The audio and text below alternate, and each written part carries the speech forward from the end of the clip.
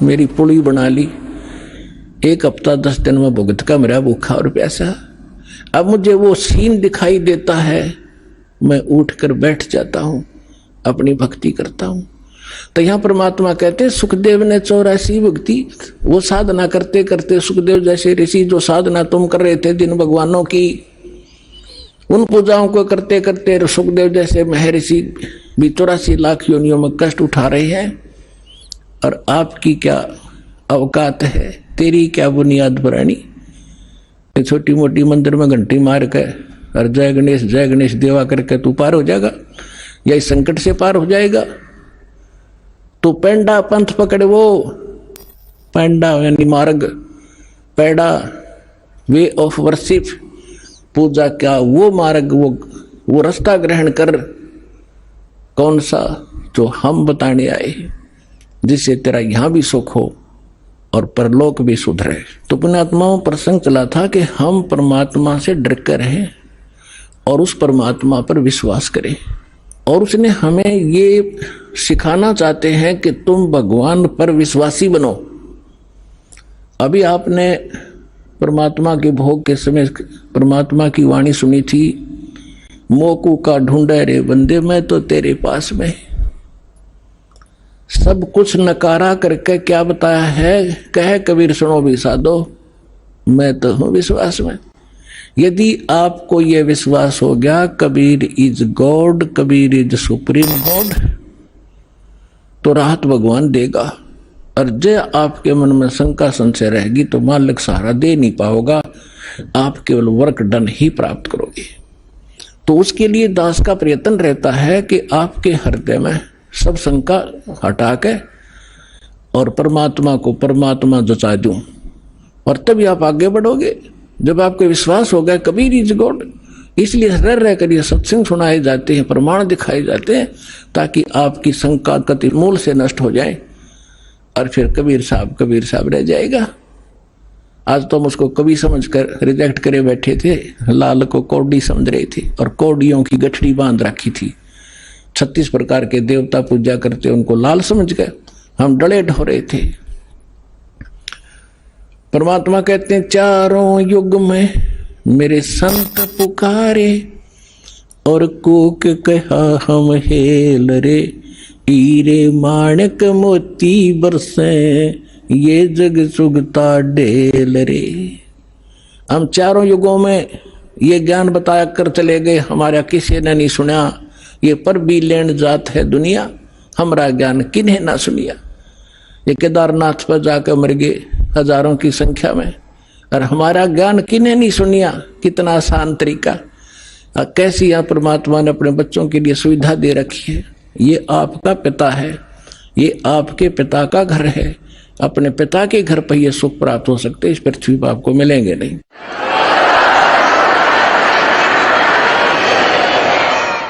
तो प्रसंग चल रहा है, परमात्मा ये सिद्ध करना चाहते थे। परमेश्वर कबीर साहब जी एक झोपड़ी रहा करते थे, कपड़ा बुना करते थे, और कपड़े की बुनाई की जो मेहनताना आता था उसी से अपना परिवार पोषण करके दिखाते थे। परमात्मा का अपना कोई निजी परिवार नहीं था, उसका तो सारी सृष्टि परिवार है। उनका पत्नी नहीं थी, 2 बच्चे आपको बताया था, सत्संग में बहुत बार बताता है दास। लड़का एक लड़की, किसी की फड़क निकालने के लिए वह जीवित करे थे, और वो बच्चे फिर अपने बेटा बेटी रूप में रखे थे। 2 माता पिता थे, मुंह बोले, जन्म नहीं था उनसे मालिक का। वो निसंतान थे, कमल के फूल पर परमात्मा सतलोक से आकर विराजमान हुए थे। एक शिशु रूप धारण करके वहां से उठा ले गए थे। तो वो सब लीला करते हुए युवा हुए तो दुल्हे का काम करने लगे, धारण कहलाए। परमात्मा कहते माता पिता मेरे कुछ नाही, ना मेरे गरदासी, हर दुल्हे का पुत्र आण को आया, जगत करे मेरी ऐसी है। तो परमात्मा उस समय ये ज्ञान दिया करते थे, और साथ में ये एक रिहर्सल, एक एग्जाम्पल कोड करके चले गए कि संसार में मेरे तो निर्धन कोई नहीं हो सकता, और निर्धन होकर भी नीत साबित रखे। जैसे दास ने बताया था कि आपको यहां बुलाने का उद्देश्य है कि आपको सब क्रियाओं से परिचित कराऊं, परमात्मा के लाभ को प्राप्त लेने की विधि आपके हृदय में जचाऊं, ताकि आपकी नीत साबित हो, दान करने की नीत बने। और धर्म दान करे बिना उभर नहीं सकते आप। जैसे दास ने कहा था कि किसान ने बीज बो दिया और खाद पानी डालिया नहीं तो सफल नहीं हो सकता। ओनली केवल मंत्र देण मात्र थे आप सफल नहीं होगे। इसमें खाद पानी है, ये तो बीज है, मंत्र जो तीनों मंत्र है, और इसमें ये पांचों यज्ञ समझो खाद पानी है।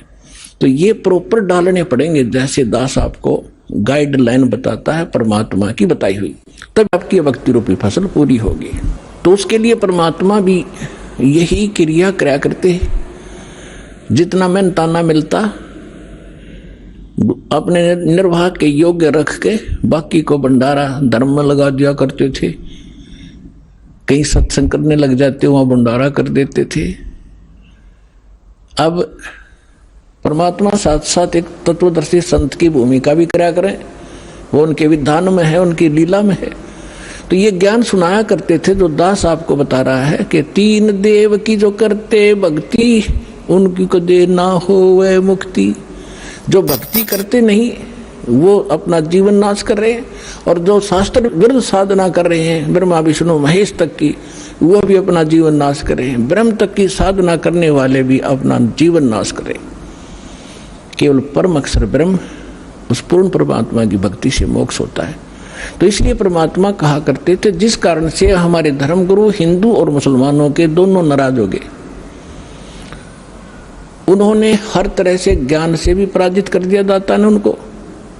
उन्होंने उनके साथ जुल्म ढाई कर उनसे मरे नहीं, हार कर वो थक गए। उन्होंने क्या स्कीम बनाई, उससे पहले सिकंदर लोधी उनका शेष हो चुका था, दिल्ली का सम्राट।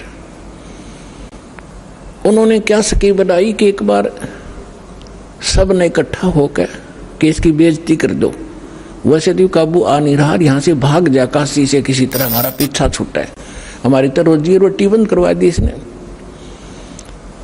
तो उन्होंने झूठी चिट्ठियां डाल दी सब आश्रम वालों के पास कि भाई कबीर नाम का एक व्यक्ति है, सेठ है, और वो काशी में रहता है इस कॉलोनी में, और ऐसे ऐसे 3 दिन तक भंडारा करेगा, सब आमंत्रित हैं। और साथ में एक और लिख दिया कि 1 असरफी यानी 10 ग्राम सोना, और साथ में 1 दोहर यानी बहुत बढ़िया कंबल टाइप होता था पहले, दौर बोले आते उससे, वो प्रत्येक खाने के बाद दक्षिणा में दी जाएगी। तो ये साधु संत बेचारे इसे पेट भर होया करते। इन सब चेले श्रृंगार लिए, चलो लुल्ला लंगड़ा था बिठा लिया गया आश्रम में जो बैठा था आंधा काना कि सारे चलो, प्रत्येक खाने के बाद 1 असरफी मिल लेगी, 1 दौर मिल लेगी, और वह अपने जो उनका हेड मुखिया उसके पास जमा होती, फिर वो चीज उसको देते और बढ़िया भोजन मिलेगा। तो कहते हैं 18 लाख आदमी आगे, ये साधु संत फकीर सारे गिरी पूरी सब मंडलेश्वर। अब सुबह सुबह रविदास जी और कबीर साहब तकरीबन इकट्ठे रहते थे सारा दिन लगभग।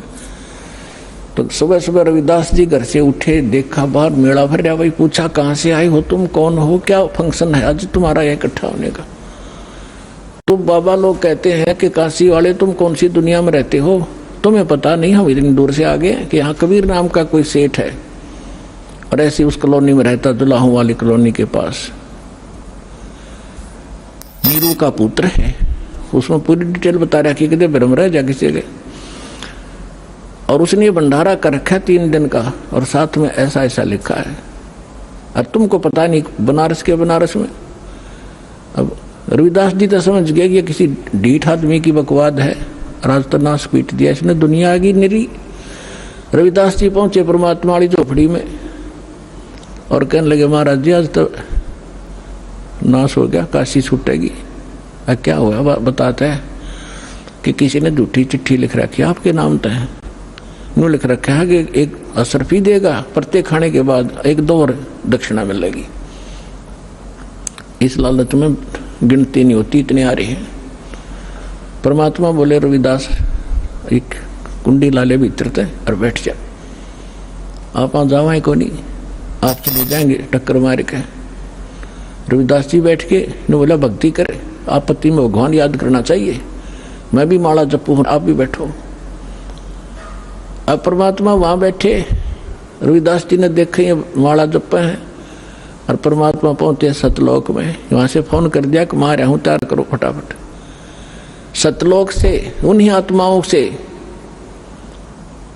9 लाख तो बैल बनाए और उनके ऊपर बना बना भोजन, जलेबी, कचौड़ी, पकौड़ी, हलवे, पूरी, वहां तो सदा नौका नहीं हो रहा है, बना बनाया और लाद के 1 सेकंड में पहुंच गए वहां। गंगा के परले पास से खड़े हो गया आके, दुख जुड़ो तुम बोल। और फिर गंगा से आगे आना था, वह गंगा इतनी फुल स्विम पर चल रही थी, एकदम पानी 1.5 फुट हो गया। दुनिया देख रहा इतनी एकदम डाउनफॉल, गंगा में पहली बार देख रहे हम, जल नीचे उतर गया। तो उधर से क्या देख रहे हैं, घाट में का नर्रे बैल आने लग रहे हैं, सब देखें खड़े हो कर ये कौन आ गया। और दूसरा रूप बना लिया परमात्मा ने और केशव नाम बताया अपना, एक व्यापारी का। पहले बंजारे होते थे, बंजारे बिजनेस किया करते थे बैलों के ऊपर, जैसे गधों पर बोरे होते ऐसे बैलों पर लादा करते थे, यही ट्रांसपोर्टेशन का साधन था। आजकल तो ट्रकों से होती है, फिर बैलगाड़ियों से शुरू होगी थी, लेकिन पहले बैलों के ऊपर, जंगलों में रास्ते थे नहीं, जंगलों में से निकाल ले जाते, आगे पीछे बैल लगा के जैसे ऊँट बांध लिया करें। तो उस समय ऐसे बंजारे लोग बिजनेस किया करते थे। किसी मंडी से गुड़ ले आते, उसको वहां बेचते जहां गुड़ नहीं होता था, तो उनको बंजारा बोलते थे। तो केशव नाम बताया और आके तान दिए तंबू सारे। उनमें कहते गरीबदास जी ने लिखा है कि वहां लड्डू और जलेबियों की नौके पूरा ढेर का ढेर पड़ा, पहाड़ की पहाड़ का ऊंचे ढेर न, बहुत ऊंचा। अब 18 लाख आदमी का भोजन और कोई पतीला मुताबिक को नहीं। तंबू बिछा कर बढ़िया कपड़े नीचे और सुंदर तंबू टेंट, सुंदर ऐसे चमकीले, धूल भी ना लग गया उनके, कर दिया भंडारा शुरू। उधर से सिकंदर लोधी के पास भी चिट्ठी भेज दी, अगी उसने भगवान मान्य था, आ जाएगा देख लेगा, यू भाग्य पाओगा यहाँ से। सिकंदर लोधी शेख तकी के साथ वहां आ गया, वहां देखा तो जय जयकार भंडारा शुरू हो गया। अब शेख तकी की तो मासी मर गई, पेट पकड़ के बैठ गया। उतने सोच कहा था कि आज पता लग जाए सिकंदर लोधी ने, इसने अल्लाह कहा करता यूं। और जब देखा कि ये भंडारा कौन कर रहा, किसी से पूछा तो पता लग गया कि यहाँ केशव नाम का व्यक्ति बैठा है। न्यू कहे मैं उसका पगड़ी बदल यार हूँ, कबीर जी का पगड़ी बदल मित्र हूँ। और ये तो राजा ने जो पूछा कि आप कौन हो, कि केशव नाम है मेरा, कबीर साहब आपका क्या लगते हैं, कि मेरा मित्र है वो, पगड़ी बदल यार हूँ मैं उसका। मेरे पास भी एक चिट्ठी गई थी उनकी कि कुछ छोटा सा भंडारा करना है, कोई सामान लेते आइएगा मित्र। अब वो शेख तकी ने कह रहा इसने छोटा भंडारा कहेंगे, यह तो बेगन है वह फिरते। वहीं बैठ गया। फिर सिकंदर लोधी ने तो दर्शन करने थे अपने परम पिता के, तुझसे पूछा कि भगवान कहाँ है, कबीर साहब कहाँ है। केशव से पूछा, केशव ने कहा उनका दास तो बैठा है, उनको क्या आवश्यकता आने की, मौज है, आएंगे जब आ जाएंगे, मर्जी के मालिक है वो। सिकंदर लोधी ने सोचा भाई इतनी दूर आया हूं, पहले दर्शन करूं। उनकी झोंपड़ी पता करके वहां पहुंचे, साथ में अंगरक्षक हाथी पर बैठ कर गए। तो जाके नीचे उतर के सिकंदर लोधी ने दरवाजा खटखटाया। रविदास जी कहने लगे महाराज जी तो आगे दिखे, वो आगे दिखे, वहां से चलकर ढूंढ ली झोंपड़ी अपनी। कबीर साहब बोले बोला मत, पिटन दे कवाड़े ने। तब सिकंदर लोधी ने कहा कि हे भगवान, हे अल्लाह के रूप, दरवाजा खोलो। परमात्मा बोले, मुँह तो जाने जानते पता था। परमात्मा ने बोला कौन है भाई तू, कि मैं आपका दास हूँ, सिकंदर दिल्ली से आया हूँ, एक बार दरवाजा खोलो परवरदिगार। परमात्मा बोले नहीं राजन, मैं तो बस इंतजार कर रहा हूँ कि कब सूर्य अस्त हो, अपने परिवार ने लेकर भागूंगा यहाँ से। ये मुझे जीने नहीं दे रहे।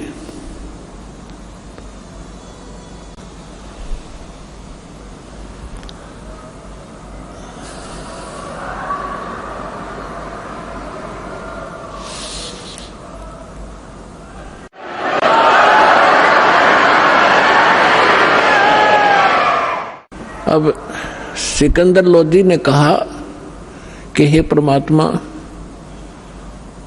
यदि मैं आपसे परिचित ना होता तो आप मुझे भी आज बहका देते। मैं अब आपकी बहकाई में नहीं आ सकता। मैं आपको पहचान चुका हूँ, आप अल्लाह अकबर हैं। दास को दर्शन दे दो, वैसे एक बार दरवाजा खोल दो। तब परमात्मा ने कहा, रविदास जी खोल दे खिड़की। दरवाजा खोल दिया।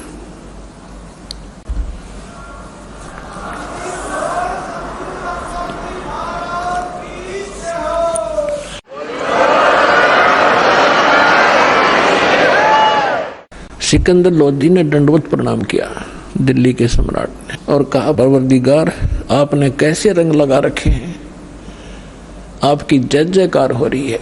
ऐसा भोजन सब खा रहे हैं, कैसा भंडारा कभी देखा ना सुना। आपका मित्र जिसके पास आपने पत्र भेजा था वो बैठा वहां पर, केशव नाम है उसका। परमात्मा वो तो खुद वहां भी बैठे, दो उठौड़ है, एक तू भया एक से दो। सिकंदर लोधी ने कहा, भगवान एक बार दर्शन दो। आपके दर्शनाभिलाषी वहां भक्त श्रद्धालु बैठे हैं, खाना भी खा रहे हैं और ये पूछ रहे हैं वो कबीर कौन है जो इतना गजब का भोजन आहार आज तक देखा ना सुना। और ऐसा समर्थ वो कौन है, 10-10 ग्राम सोना भी दे रहा है और एक कंबल भी दे रहा है प्रत्येक खाने के बाद। तो नकलिया ने अच्छा खाया होगा खाना एक दिन में, वो लेने के मारे दक्षिणा। तो उसके घर में के भंडार में कोई कमी है? उस दाता की सारी सृष्टि का पालनहार, असंग ब्रह्मांडों का पालनहार, तीनों लोकों में प्रवेश करके जो सबका धारण पोषण करता है, ये वो परमात्मा है। तो पुण्यात्मा, हम उसके बच्चे हैं और वो भी उसके बच्चे थे जो साधु संत बने फिरे थे, परमात्मा के लिए भटक रहे थे, गलत साधना कर रहे थे, फिर भी बच्चे तो उसी के हैं। मैं रोत हूँ सृष्टि को या सृष्टि रोए मोहे, और गरीब दासी इस वियोग को समझ नहीं सकता कोई। तो उनको भोजन खिलाना था सतलोक का लाके, बहाना उन दुष्टों ने बनाना था, उनकी फड़क निकालनी थी, अपनी समर्थता दिखानी थी। आज दास के गुण गाता, जो पहले आकर भगवान वाले काम ना करके जाते तो जाता। तो सिकंदर लोधी ने कहा कि एक बार आपके दर्शन करना चाहते हैं सभी के सभी। तो परमात्मा जब कुटिया से बाहर निकले, जैसा सतलोक में उनके सिर पे मुकुट है, ऐसा मुकुट आकाश से आया और ऐसे सिर पे रखा गया। आकाश से फूल बरसने लगे।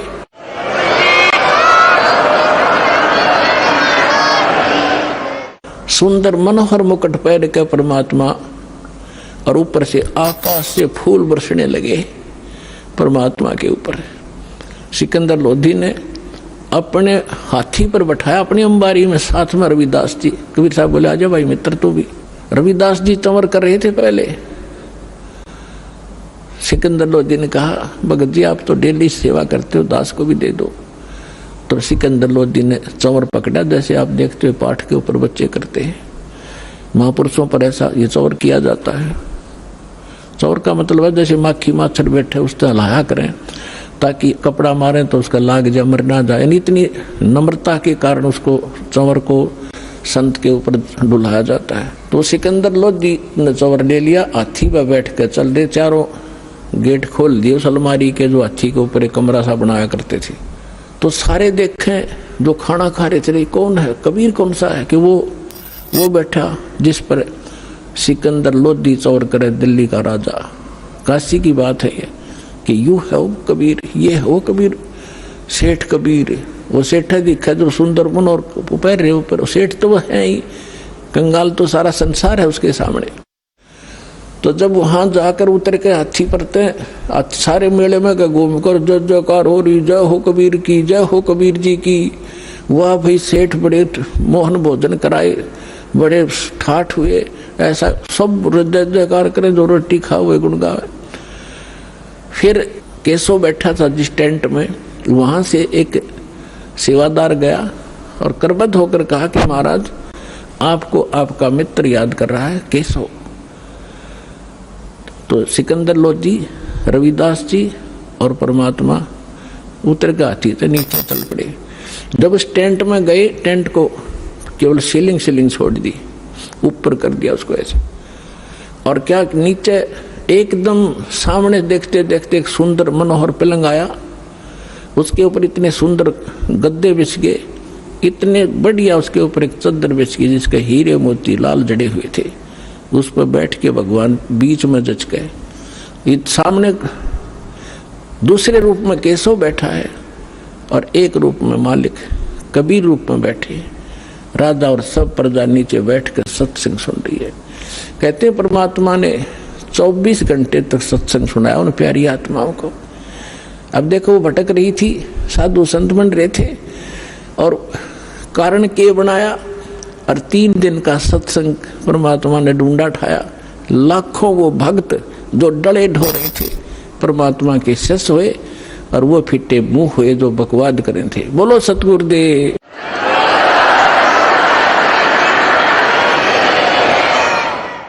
ये बहुत लंबी वार्ता है, कभी फिर समय आने पर। अभी तो दास आपको सदग्रंथों से ये प्रूव कर रहा था कि भगवान कौन है। जब आपको, जैसे पहले आप सेट हो रहे थे, कृष्ण जी भगवान, श्री रामचंद्र जी भगवान, शंकर जी भगवान, गणेश जी भगवान, तो आपको कोई भी उनकी कथा कहीं खड़ा होकर सुनावा था तो आप सारे शांत होते थे और स्वीकार होती थी, सब कुछ सही मानते थे, तो नो प्रॉब्लम थी। और जब इस दास ने यथार्थ कथा शुरू की तो कितना विरोध हुआ। कहता दास जाने या मेरे साथ उस समय से संघर्ष करते हुए आपके भाई बहन चल रहे हैं, वो जानते हैं आप तक हम कैसे ही संदेश को पहुंचा पाए। जेल तक जाना पड़ा, 36 मुकदमे झूठे कर रखे हमारे ऊपर, लेकिन मालिक साथ है। एक दिन सब फिट्टे मुंह हो जाएंगे और सच्चाई ऊपर आओगी।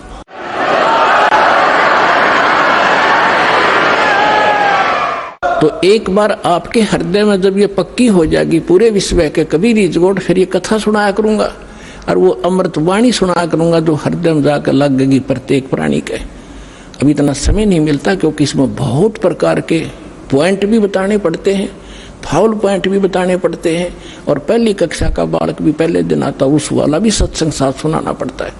तो जिस करके ये थोड़ा सा समय कम मिलता है। फिर क्या होता है,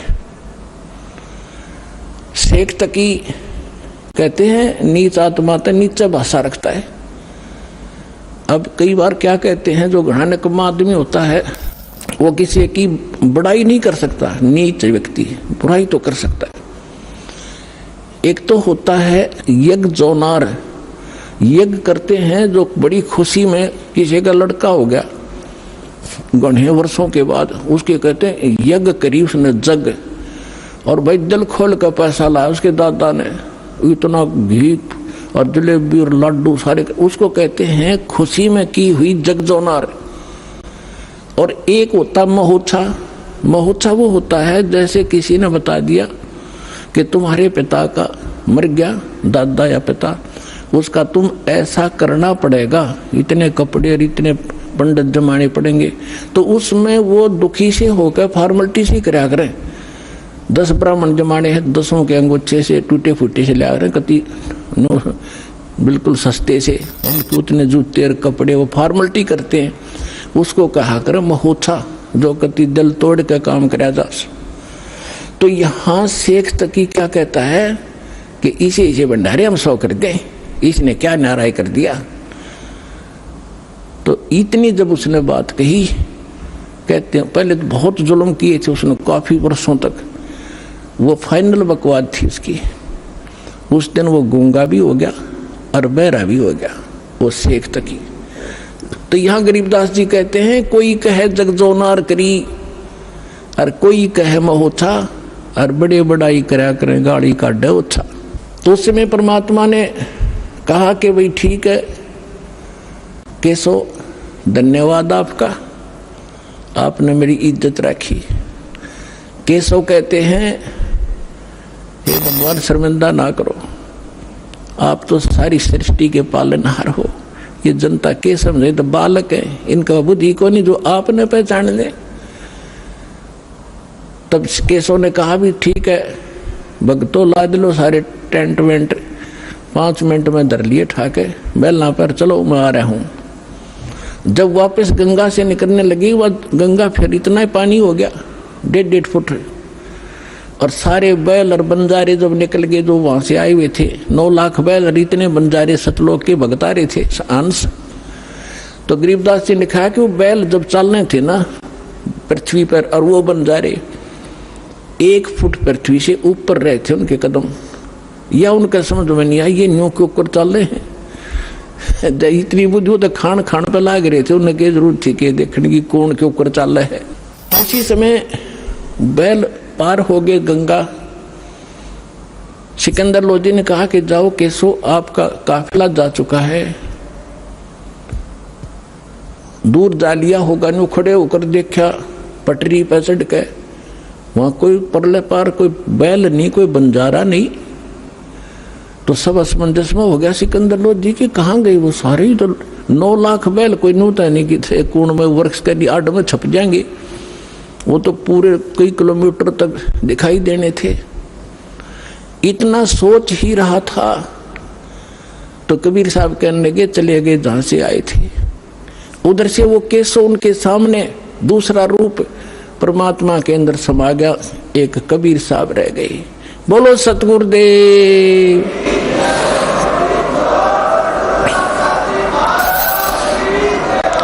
तो परमात्मा कहते हैं कल्पे कारण कौन है, कर सेवा निकाम, और मन इच्छा फल दूंगा जो पड़े मेरे ते काम, पड़े धनी से काम। परमात्मा कहते हैं साईं इतना दीजियो जा मैं कुटुंब समावे, हम भी भूखे न रहे अतिथि न भूखा जावे। भगवान से मांगने का तरीका बताया परमात्मा कि घना मत मांगया करो, इतना मांगो कि परमात्मा हम भी भूखे ना रहे और द्वार पर कोई अतिथि आ जाओ भूखा ना जा, इतना जरूर दास को देना। तो ये परमात्मा ने उदाहरण दिया है कि तुम मेरे की तरह नो विश्वास करो उस मालिक पे, और तू कर सेवा निकाम, निष्काम भाव से पूजा कर और दान धर्म करता रहे। जब कभी कोई आपत्ति आवेगी, जब देखना मेरे हाथा बदल लूंगा अपने बच्चे को, सारा संसार देखता रह जाएगा।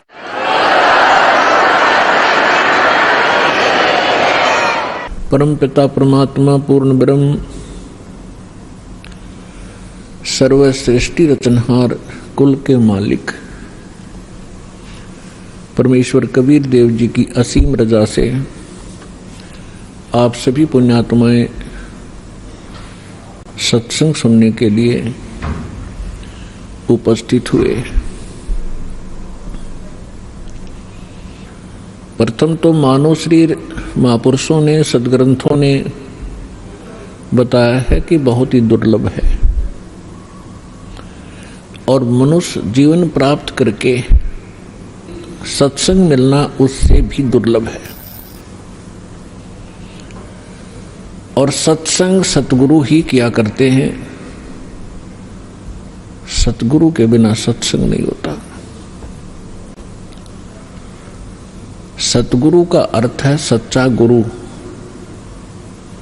जो यथार्थ भक्ति मार्ग जानते हों, यथार्थ ज्ञान से वो परिचित हों, जो सदग्रंथों में प्रमाणित है। तो सतगुरु की प्राप्ति सबसे दुर्लभ है।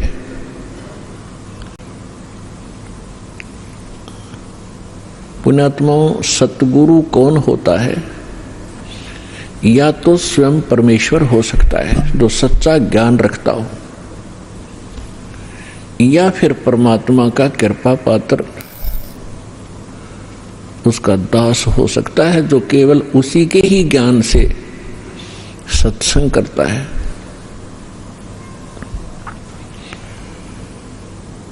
तो पुण्यात्माओं, सतगुरु की महिमा बताई है परमेश्वर ने स्वयं ही। कहते हैं सिद्ध तारे पिंड आपना, साधु तारे खंडे, उसको सतगुरु जानियो जो तारे देवे ब्रह्मंडे।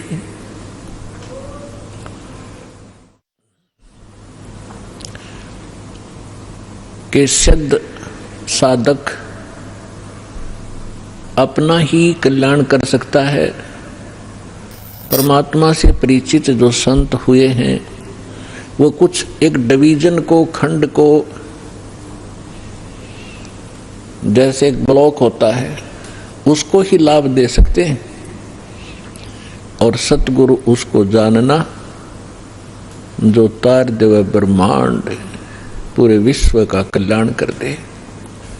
सभी सदग्रंथ प्रमाणित करते हैं, परमात्मा से परिचित वो महापुरुष यही गवाही देते हैं कि परमात्मा सतलोक से जहां रहते हैं उनका मूल स्थान है, जिसको शाश्वत स्थान कहा है गीता अध्याय नंबर 18 के श्लोक नंबर 62 में,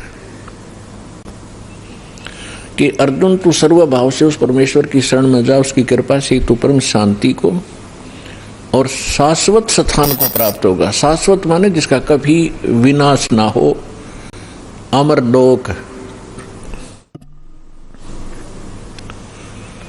तो वो परमात्मा उस अमर लोक में रहते हैं, मनुष्य दृश्य हैं। अभी तक ये अनाड़ी अज्ञानी, ये नकली गुरु सतगुरु कहलाते रहे, इनको ज्ञान कुछ था ही नहीं। ये सतलोक के अंदर प्रकाश ही प्रकाश बताते हैं, और आत्मा का कल्याण ये बताते हैं कि उसमें जाकर जैसे बूंद समुद्र में मिल जाती है, ऐसे ये आत्मा उस प्रकाश में विलीन हो जाती है। ये है लोकवेद। अज्ञानी झूठे सतगुरु, नकली सतगुरु जो बने हुए हैं, इनका ज्ञान। और कुछ एक चतुरता दिखाते हैं,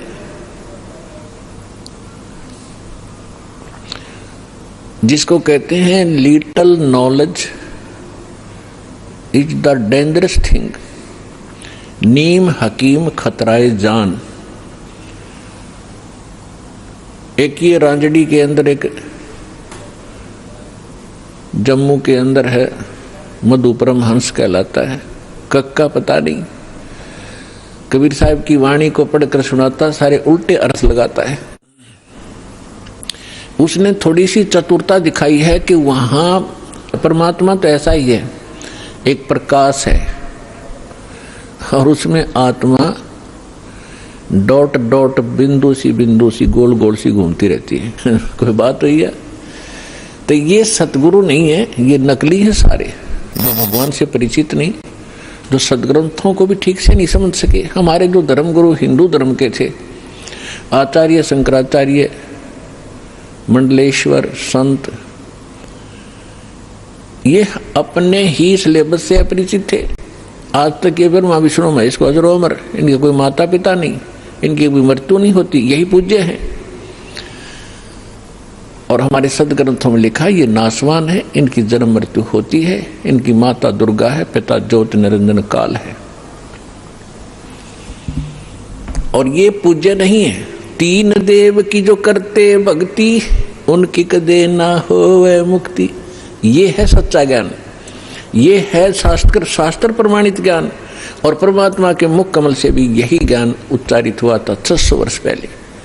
परमेश्वर कबीर जी ने कहा था, तीन देव की जो करते भक्ति, ब्रह्मा विष्णु महेश की, उनकी कदे न होवे मुक्ति। और फिर नीचे की माता मसाणी और ये अटपट, इनका तो फिर गली छट दे, इनकी तो फिर बात ही खत्म है। तो जो प्रसंग चला है कि परमात्मा स्वयं आते हैं और ये सत्संग स्वयं ही सुनाते हैं। और वो वेदों में परमात्मा का एक गुण लिखा है कि वो सतलोक में रहते हैं, मनुष्य दृश्य हैं। वहाँ एक सिंहासन पर विराजमान है, तख्त पर। तख्त मीन सिंहासन। जैसे हम इतिहास में पढ़ा करते थे कि दिल्ली के तख्त पर अकबर 12 वर्ष की आयु में ही तख्त पर विराजमान हो गए। तख्त माने सिंहासन, यानी राजगद्दी। तो वहां परमात्मा तख्त पर विराजमान है, सिंहासन पर विराजमान है, मनुष्य दृश्य अपने ही उनिहार है, अपना सृजनहार। महापुरुषों ने जिनको भगवान मिले हैं, जो जिन महापुरुषों के रहकर दास नाम गिनाता है, उनके शुभ नाम आपको सुनाता है। फिर सुना देता हूं क्योंकि महापुरुषों के नाम लेने तक पुण्य लगते हैं। आदरणीय मुल्कदास साहिब जी को, आदरणीय धर्मदास साहिब जी को, आदरणीय मुल्कदास साहिब जी को, आदरणीय नानक साहिब जी को, सिख धर्म के प्रवर्तक को, आदरणीय दादू साहिब जी को, आदरणीय गरीबदास साहिब जी गांव छुडानी जिला झज्जर हरियाणा वाले को, आदरणीय गीसा दास साहिब जी गांव खेखड़ा जिला बागपत हो गया है उत्तर प्रदेश वाले को, आदरणीय स्वामी रामानंद जी काशी के पंडित ब्राह्मण थे, विद्वान कहलाते थे। परमात्मा उनको मिले, सचखंड दिखाया, फिर वापस छोड़ा। इन सभी महापुरुषों को परमात्मा ऐसे ही मिले हैं जैसे उनके गुण हैं, उनको आकर मिलते हैं और फिर उन अपने से परिचित करा करके जहां परमात्मा रहते हैं उस सारी व्यवस्था को दिखा करके फिर वापस छोड़ते हैं बॉडी में, ताकि ये मेरे गवाह बने, एफिडेविट लिख दें ये कि कैसा है भगवान। तो आदरणीय गरीबदास साहिब जी ने कहा कि हमरे ही हुनिहार है अपना सृजनहार। हुनिहार माने हमारे जैसी उसकी आकृति है, ऐसा उनका आकार है अपने सृजनहार का। तो इस प्रकार वो परमात्मा मनुष्य दृश्य है। वहां एक बहुत बड़ा गुम्बद बना हुआ है मंदिर नुमा, उसके सेंटर में परमात्मा का तख्त है, सिंहासन है, सिर पर छतर है। जैसे आप इस दास के ऊपर ये आर्टिफिशियल बना रखा भक्तों ने, ये देख रहे हो। और परमात्मा का वहां प्रकाश जो पूरे शरीर का बहुत ज्यादा है। उस परमात्मा के एक रोम माने बाल, एक रोम कहो या रोमकूप कहो, क्योंकि शरीर से ही उनकी बॉडी से ही प्रकाश निकल रहा है, झलक रहा है, उसी से उसके रोम यानी बाल प्रकाशित हो रहे हैं। करोड़ सूर्य मिला दे, करोड़ चंद्रमा, तो भी एक रोम यानी बाल का प्रकाश ज्यादा होगा। इतना तेज है उस परमेश्वर का। वहां पृथ्वी है सतलोक, जैसे धरती आप देख रहे हो ये ऐसी, वो केवल व्हाइट कलर की है, जैसे आप बालू रेत देखते हैं। तो वहां पृथ्वी का कैसा रंग है और उस पर वर्षा हो जाती है, वो सेट हो जाता है तो भी कलर वैसा ही रहता है। तो ऐसा उस सतलोक का भी प्रकाश है, वो भी स्वप्रकाशित है, जैसे हीरा प्रकाशित होता है। हीरे में अपने आप चमक होती है, मोती में चमक होता है, इस प्रकार वो पृथ्वी है। वहां सदाबहार वृक्ष हैं, सदाबहार ये सभी काजू, किशमिश, मेवे, सेब, संतरे, सभी फल फ्रूट वहाँ सदाबहार रहते हैं, वहाँ कभी अकाल नहीं होता। ये तो है वहाँ की सतलोक की डेफिनेशन। और परमात्मा कैसे हैं ये आपको दास बता ही रहा है कि मनुष्य दृश्य है और वहाँ सृष्टि है ऐसी ही। ये तो डुप्लीकेट है जो यहाँ बनाए गए हैं, ये मिट्टी के शरीर, ये तो उसकी तुलना में एक खिलौने और मिट्टी से बने हुए हैं। और वहां का जो शरीर आपका स्वर्ण का हो जो कभी विनाश में नहीं आता। इस प्रकार वहां सृष्टि है। वहां आपके पूर्व के सभी महल जो के त्यों हैं। प्रत्येक व्यक्ति की एक विशेष टेंडेंसी है, एक वृत्ति है, जरा सा कोई अच्छी पोस्ट बन जाती है, उसको प्राप्त हो जाती है, या कोई धन चोखा मिल जाता है, बढ़िया कोठी बनाऊं, बहुत लंबी चौड़ी ऊपर नीचे, और आगे पार्क हो, पार्क में फिर आगे बगीचा हो, एक साइड में तालाब हो, झूले डाल रखे हों, और फुहारे बनाता है आर्टिफिशियल के, कभी कभी फुहार भी डाल लूं, तो ये बनावटी है। अच्छा, यहाँ तो एक और समस्या है, ये सारा कुछ किसी ने बना भी लिया तो 36 टेंशन साथ लिए रहता है। वो उस घूम रहा है बगीचे में और टेंशन है कहीं और, ये बिगड़ गया काम, वो बिगड़ गया काम, ऐसे ना हुआ वैसे हो जाएगा। तो उसने वहाँ एक डुप्लीकेट बना भी लिया तो भी उसका सुख प्राप्त नहीं है उसको व्यक्ति को। और सतलोक के अंदर ऐसे ही बहुत लंबे चौड़े प्रत्येक प्राणी के अलग अलग महल हैं। वहां आपका परिवार होगा। आपको कितने अच्छे लगते हैं अपने माता पिता, भाई बहन, अंकल, चाचे, ताऊ और बच्चे, रिलेटिव। और यहाँ ठीक है, अच्छे तो लगेंगे क्योंकि अच्छे हैं। और कल मृत्यु हो जा, टक्कर मारते रहो, कभी भी जीवन में आप उनको नहीं देख सकते फिर। तो ये अच्छा लगते हुए भी व्यर्थ है। और वहां जाओगे आपके सारे सुख होंगे, वहां कभी मृत्यु नहीं होगी। कोई व्यक्ति नहीं चाहता मैं वृद्ध हूं, वृद्ध अवस्था प्राप्त हूं, बूढ़ा हूं और बूढ़े हो गए। कोई नहीं चाहता मैं मरूं और मृत्यु डेफिनेट।